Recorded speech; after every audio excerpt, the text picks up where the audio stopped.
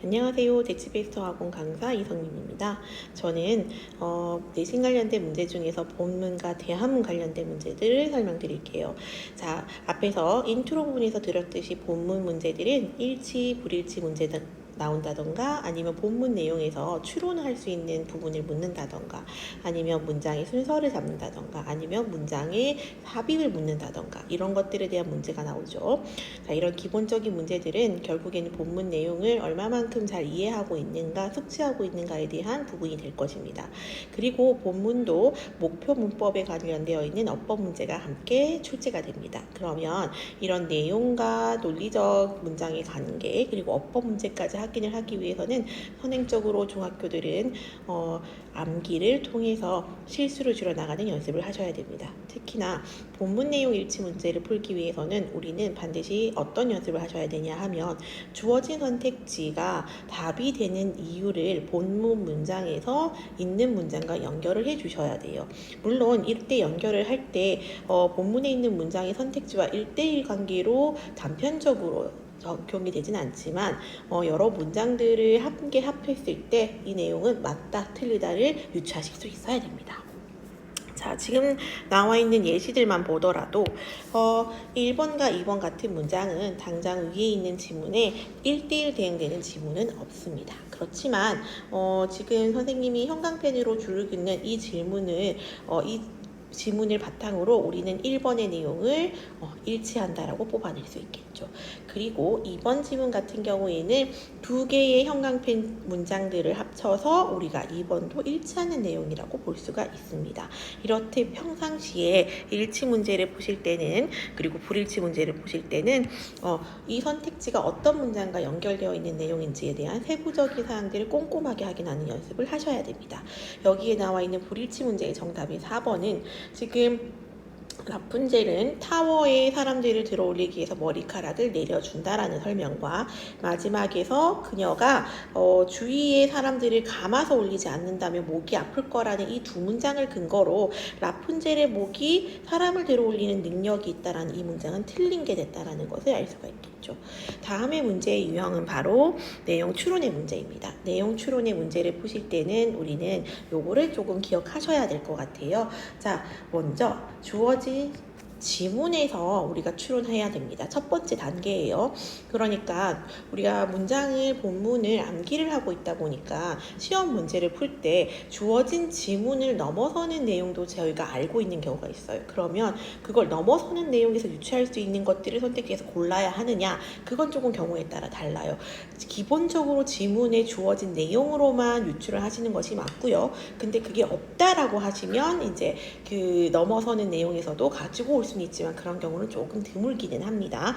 그래서 지문에 국한되어 있는 내용으로 유추할 수 있는가, 그리고 타당한 상식적인 방식으로 내용을 유추하는가가 이 추론 문제를 틀리지 않는 방법이 되겠죠. 지금 정답은 4번이 될 건데요. 우리가 이 지문을 읽어보면 맥스의 반응으로 보아 LJ 리차드라는 사람이 세계적으로 유명한 레이서 선수인 거는 맞는 것 같아요. 그렇다고 해서 이 지문에서는 LJ 리차드가 어떻게 해서 세계적으로 유명한 레이서가 됐는가에 대한 정보는 없어요. 이 지문에서는. 그렇기 때문에 지문을 넘어서는 방법으로 유추를 하시면 안 된다는 거 조심을 하시고요.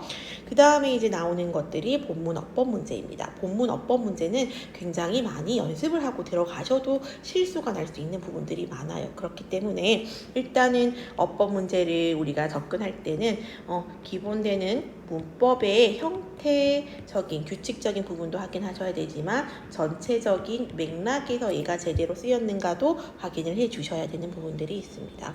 자, 이 지문이 있었던 과에서 요구했던 문장의 형식은 조건의 부사절에 미래 시제를 쓰지 않는 걸 알고 있는가였습니다. 자, 시조, 현미조, 시간 조건 부사절에서는 미래 시제 대신에 현재 시제가 대신 쓰인다. 그것을 알고 있는가를 묻는 문제였고요.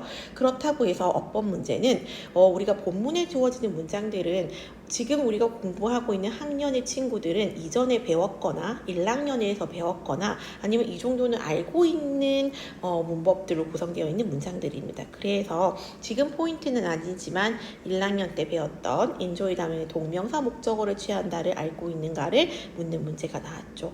자, 지금 맞게 되어 있는 문장들도 보시면 다 이전에 배웠던 부분들 그리고 대화문에서 배웠던 표현들도 이렇게 적용되는 것들을 볼 수 있습니다. 그래서 어법 문제는 보시면은 의미까지 더해서 그리고 지금 내가 공부하고 있는 문법을 확장시켜서 문장 하나하나에 들어있는 모든 문법 요소를 확인하는 연습을 반드시 선행하셔야 됩니다. 문법 2번 같은 경우에도요. 주요 문법은 수동태였습니다. 수동태는 의미적으로도 반드시 확인을 하셔야 되는 문법 포인트들이죠. 자, A가 주어졌을 때 수동의 문장을 1번의 A에서 능동으로 잘 고친 것 같지만 수동태에서는 능수동을 변환할 때 시제를 건드리면 안 된다라는 그것을 기억하셨어야 되는 거죠. 현재형의 수동태는 현재형의 능동태로 바꾸셔야 됩니다. 그리고 B번 같은 경우에도 조동사 다음에 BPP 형태가 오는 것을 한 번 더 확인하셔야 되고요. 3번 같은 경우에도 1학년 때 배웠던 수 읽기 문제 수를 읽을 수 있는가 그것도 한번 확인을 하시고요. 5번 같은 경우에도 이것은 문법이 아니라 약간 의미적인 부분들이죠. 자, the biggest challenge는 가장 큰 난제란 뜻입니다. 개념적인 거예요. 그러나 the largest part는 가장 큰 부분이라고 해서 약간 물리적인 거예요. 그래서 그게 의미에서 어긋나기 때문에 5번은 답이 안 됩니다. 투부정사의 용법들을 1학년 때도 배우죠. 우리가 투부정사의 부사적 용법 중에 목적 같은 경우에는 in order to나 swage to로 바꿀 수 있다. 이 부분을 1학년 때 배우거나 이전과에서 배웠기 때문에 한 번 더 확인해서 선택지로 나올 수가 있습니다. 본문이 끝나고 이제 대화문에 대한 설명일 건데요. 대화문은 일단은 전체적인 대화문의 맥락을 반드시 기억하셔야 됩니다. 그리고 나서 이 대화문의 주요 표현들을 공부를 반드시 하셔야 되고요. 이 주요 표현들은 한국어와 마찬가지로 하나의 의미의 여러 가지 표현이 들어올 수 있기 때문에 들어본 적이 있는지에 경험을 묻는 이 표현은 들어본 적 있으니까 알고 있냐라고 물어봐도 동일합니다. 그래서 이렇게 다른 표현들로 썼지만 같은 의도를 가지고 있는 표현들을 같이 공부하셔야 되고요. 그리고 맥락을 공부하라고 했죠. 대화문의 문장의 순서를 이렇게 잡아서 다시 대화문을 전체로 구성할 수 있는 대화문 순서 배열의 문제는 반드시 나오겠죠. 그래서 우리가 공부를 할 때 반드시 대화문은 문장의 순서가 어떻게 되는지를 암기를 해서 선생님 앞에서도 한번 얘기를 해보고 그리고 써보고 하는 연습들을 하셔야 됩니다. 지금 두 가지의 예문이 나왔지만 대화문도 어법 표현들도 나올 수 있고요. 그리고 주요 표현에 대한 빈칸 뚫기도 나올 수가 있어요. 그래서 대화문도 본문과 마찬가지로 통함기를 기본으로 하셔서 그 위에서 꼼꼼하게 확인하는 연습들을 하셔야 됩니다. 자, 문장들을 암기하는 것은 사실은 혼자 하기는 괜찮을 수 있어요. 하지만 주어진 문장들이 어떻게 변형이 되고 그 변형된 문장들은 어떻게 문제로 나올 수 있는가까지를 생각하셔서 공부를 하셔야 돼요. 효율적으로. 그런 부분들은 조금 혼자 알기가 힘듭니다. 그래서 대치페스트 학원에서는 우리 좋은 강사진들이 여러분들이 그런 부분들을 조금은 수월하게 할 수 있도록 각자가 연구해서 각자의 학교에 맞는 변형 문장을 만들어주고 그래서 그런 변형 문장까지도 암기해서 시험에 실수가 없을 수 있도록 노력하기 때문에 같이 공부하면 좋을 것 같습니다. 이상 대치베스트 학원의 이성민 강사였습니다. 감사합니다.